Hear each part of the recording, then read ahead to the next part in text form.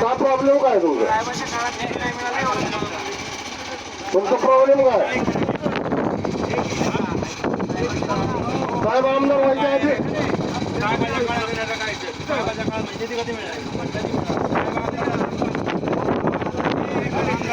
हे धर्मेश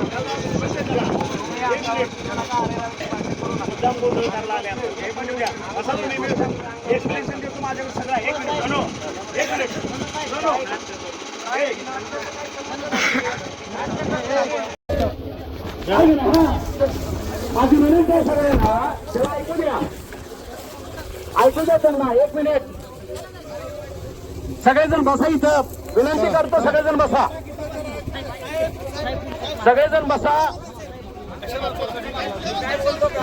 संबंधित शेतकरी असेल किंवा एखाद्या पक्षाचा कार्यकर्ता असेल, परंतु त्यांनी या प्रकल्पासाठी शासनाने दिलेला निधी हा आपल्या शासनपूर्वी नियोजित केलेला असल्याचे सांगितले.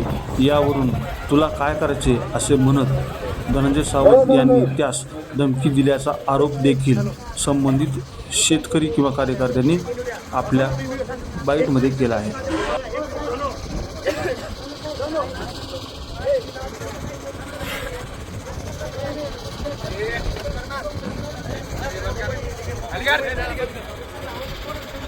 आठव्या महिन्यामध्ये पण मित्रांनो, ज्या पद्धतीनं लोकसभेला फेक नेरेटिव्ह केला त्या पद्धतीनं आता सुद्धा फेक नेरेटिव्ह करण्याचा प्रयत्न झाला. करू यामध्ये अधिकारी, पदाधिकारी, कार्यकर्ते हे सगळे आहेत.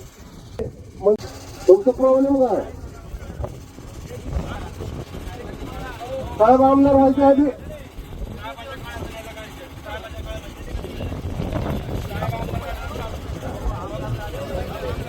हे धर्मेश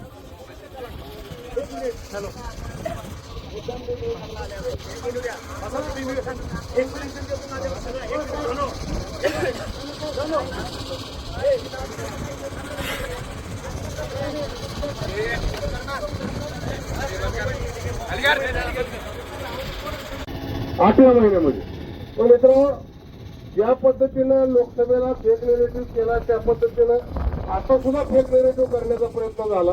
करू यामध्ये अधिकारी, पदाधिकारी, कार्यकर्ते हे सगळे आहेत. मग माझी विनंती आहे सगळ्यांना, तेव्हा ऐकू द्या, ऐकू द्या त्यांना. एक मिनिट, सगळेजण बसा इथं. विनंती करतो, सगळेजण बसा, सगळेजण बसा. एक मिनिट, सगळेजण बसा इकडं. नमस्कार, मी दिनेश मांगले. परवा आम्ही पाण्यासाठी, खंडेश्वरवाडी प्रकल्पाच्या पाण्यासाठी सर्व शेतकरी बांधवांनी मिळून मोर्चा काढला होता. तो मोर्चा काढल्यानंतर कलेक्टर मॅडम आणि बाकी अधिकाऱ्यांनी आम्हाला लिहून दिलं की 15 दिवसाच्या आतमध्ये आपण खंडेश्वरवाडी तलावाचं काम चालू करूयात. तो आमचा मोर्चा सक्सेसफुल झाला म्हणून असं आम्हाला वाटलं होतं, कारण की आज माननीय मंत्री तानाजी सावंत यांनी इथं भूमिपूजन ठेवलेलं होतं खंडेश्वरवाडी तलावावरती. आम्ही सगळे शेतकरी मिळून तिथं गेलो की आम्हालाही आनंद झाला होता. त्या भूमिपूजनाला आम्ही बाबा तिथं जाऊन आनंदासाठी आम्ही तिथं गेलेलो होतो की आपला मोर्चा सक्सेसफुल झाला, यशस्वी झाला म्हणून. पण तिथं गेल्याच्या नंतर त्यांनी सांगितलं की बाबा हे निधी मी आणला आहे, हे आणला आहे. फक्त आम्ही एकच त्यांना म्हणलं की साहेब हा निधी तुम्ही नाही आणलेला, हा निधी पूर्वीच्या जे सरकार होतं त्या काळात आलेला आहे.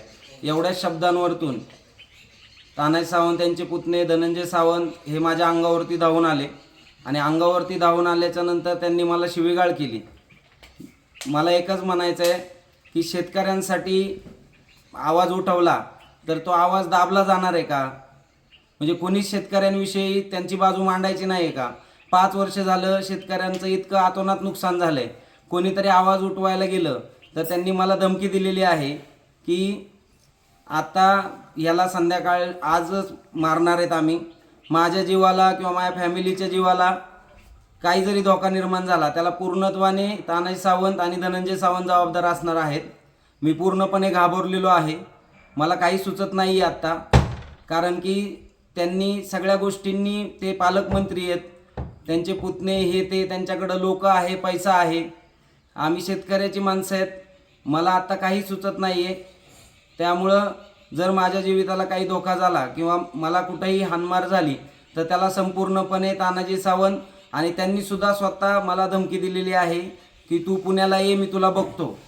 माझा काही जरी झालं कुठलीही गोष्ट, त्याला पूर्णपणे तानाजी सावंत आणि धनंजय सावंत हेच जबाबदार असतील.